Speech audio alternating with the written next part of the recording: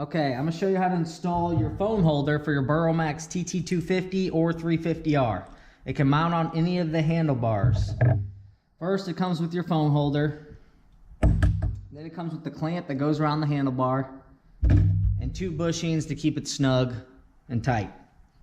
So what you're gonna do is put the 2 bushings around the handlebar, and then you're gonna slide the clamp around the bushings, just like so. Then you're going to run your screw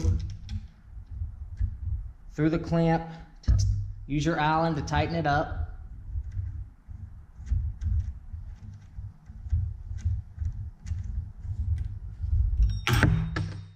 Once it's tight, take your phone holder,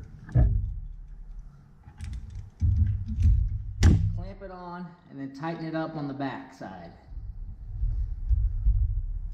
Then you install your phone and tighten it up on the side. And now you got your phone with you while you're riding.